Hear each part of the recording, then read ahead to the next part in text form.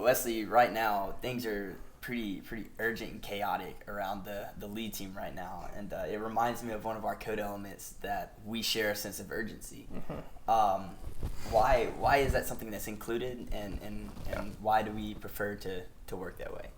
Yeah, it's funny that we included that on the code element list, because right now things have to be urgent, because if we're not urgent, things just don't get done. But I love that we came together as a lead team, and if you're unfamiliar with what our code elements are, it's a list of 10 values that we have as a lead team that we think, hey, if our entire organization lived by these codes, then our culture would be shaped. And we wouldn't let our actions shape our culture. We would make sure that our culture shaped our actions. And so that's what the code is. And code element number 6, I believe, is we share a sense of urgency. It's about personal mission. So the reason that we included that is because we know that right now we're in an urgent season. We're getting things done. We're cranking out videos. We're launching a giving campaign. We're recruiting volunteers. But once we've launched and things are kind of, they've kind of settled down a little bit, we don't want to just be lax and laid back and say, well, we're going to, just let it see what happens. We always want to have a sense of urgency because we have a personal mission.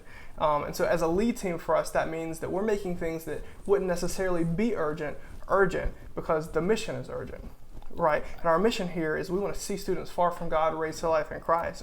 And that isn't urgent. There are students that are dying in their sins, that are spiritually dead. And maybe they it might not be their last day to live, but it may be their last day to be in a campus ministry.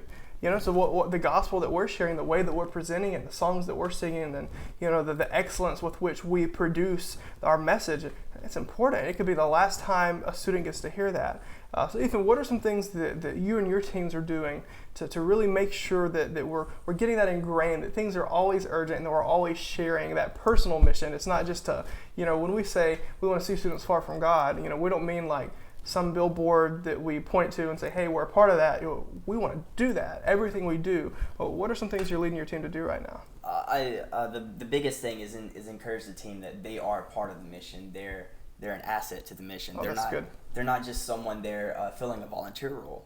Yeah. Stealing this from an Andy Stanley podcast about creating world-class service is that no one is performing a task. Everyone is serving the mission. Come on, say that again, man. That's so good. No one is performing just a task. Everyone is serving a mission. Man, so what's that look like for your team? Because what are some tasks that you guys are doing but you're looking at it and you're reminding your team that's not all we're doing? Yeah.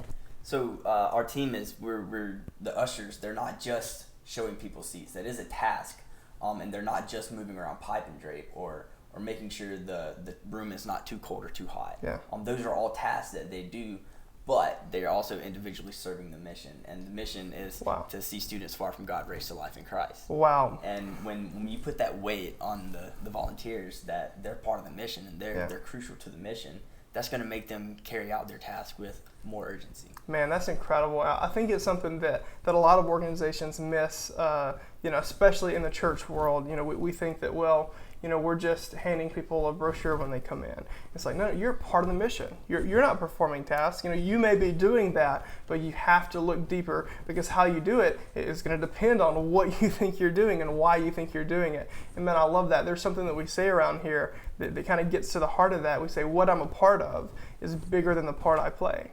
What I'm a part of is bigger than the part I play. And what that means to us is I may be only showing someone a seat, but I'm a part of seeing students far from God, raised to life in Christ. So we always tie it back to the mission, and that's why things are urgent. Ethan, any other thoughts on that? No, we've covered it pretty well, I believe. Awesome, man. That's one of my favorites. It's about personal mission. We want to make sure that top to bottom, everyone in the organization has these values deep in their hearts. Man, thanks for that question, and thanks for who you are.